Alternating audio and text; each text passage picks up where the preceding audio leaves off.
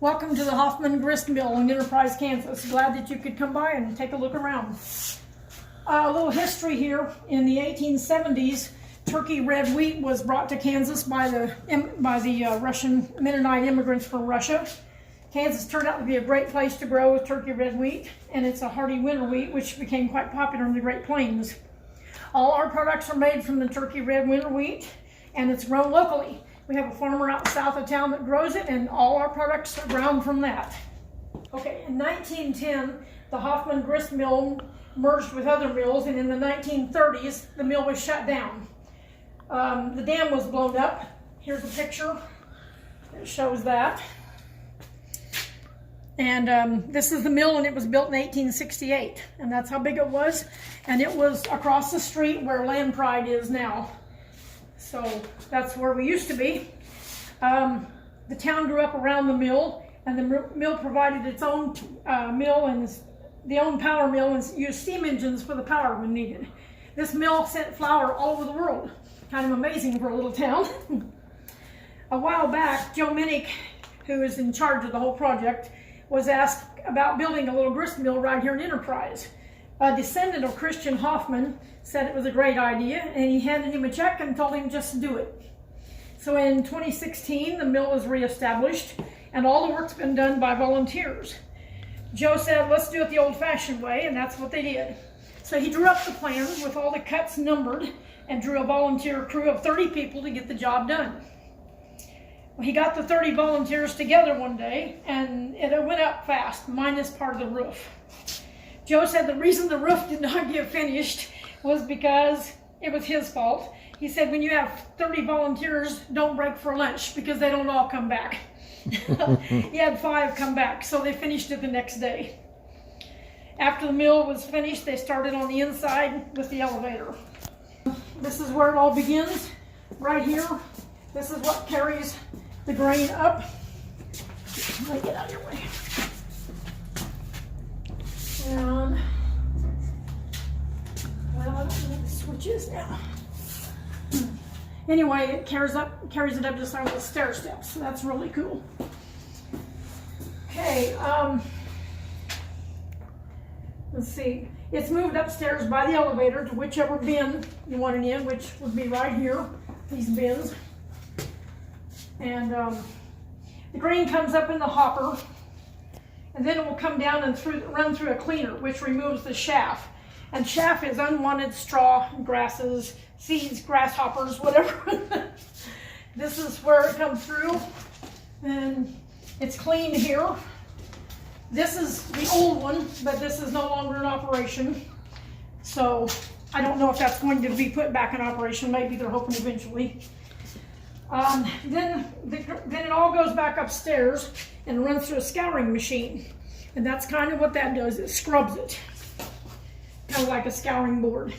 It removes anything off the berries, like the hull, the dirt, and the fuzz. The grain then moves up through an aspirator, which is a box with stair steps. And that's kind of like what you saw right over here. That moves through, and it has big fans sucking up through it to suck any remaining loose chaff. Then the next step is to go through a little magnetic box, which removes any metal parts, which you might think is a surprise, but they come off the combine, and you never know what might turn up. So now we're ready to move to the grinder that makes this a stone ground mill. That's right here. The amazing part about this that I found, this top stone has small grooves, and it rotates over a stationary bottom stone, and is adjusted and adjusts the fineness of the flour. This is the size the original Hoffman mill would have. We're not using it right now, but the flour would go up the elevator leg to an 1890s boulder machine for different products. It takes a long time to start and stop 600-pound stones, and that's what these weigh. So one thing that I thought was pretty neat is the stones cost $3,000 a piece in the U.S., but they got them from India for $1,500 a piece. The corn is ground in an 1890s mill that was powered by a windmill, and now we use the water wheel. Well, they are in the process of redoing that. It's had some flood damage with the water wheel, so they have to do some work on that. But the rocker machine separates the corn into cornmeal with is grits or polenta. Here's some corn right here. You can see that. And it goes down through here, and you end up with really fine corn. Grits is white corn, and the polenta is the yellow corn. And a lady from the south that was here said there's a distinct difference. If it's yellow, it's cornmeal. If it's yellow, it's polenta. If it's cornmeal, it's, I think I just said that wrong. If it's white, it's grits. Yeah. And if it's yellow, it's cornmeal. And I guess down south, that's important. And I don't like either one. Right. Yeah, me too. The corn is ground on an 1890s power mill that was powered by a windmill. Oh, I said that. We were using the water wheel, sorry. Then we have the headstone grinder. When you put right here, this is wheat berries right there. And it comes through here, and then you have really fine. See how fine that is? It's just very fine. This is the big sifter, and as you can see, this is bran, actually is what that is, and it runs through here, and then it comes out much finer. So that's what you'd want to bake with. It's really smooth and fine. This is actually, oh, let me back up and stuff. I got a little ahead of myself. This one has a great story behind it. This was made from a tombstone. Sometimes people trade in tombstones when families make changes, you know, or want a new stone or something. And Joe needed some granite, so he talked to a memorial company, and they took a stone, and it belonged to a lady from this area. so we laughed, saying that Maud is still working here since 1958. We thought that was a great story. We had a manager one day that said he knew that lady. Thought that was great. So, okay.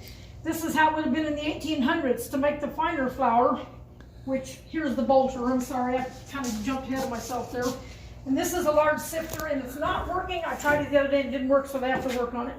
But, like I said, this is the bran, and then it's sifted to be very fine. So, okay. There are, neat story about this, there are little balls under the screen that bounce, and they hit the screen. This keeps the flour from getting stuck to the screen. Those little balls are called goofballs or screwballs. And that's an important name because these screwballs have an important job. And you can see how fine the flour is now. As I said, that's bran, but another screen separates the bran from the middlings, and that gives you farina, or cream of wheat as we know it. So that's kind of where we end up with that. And then we'll step over here. This poster shows you a little bit about a wheat, the kernel wheat. Shows the parts of it. This poster shows a wheat berry, the germ, endosperm, and the bran.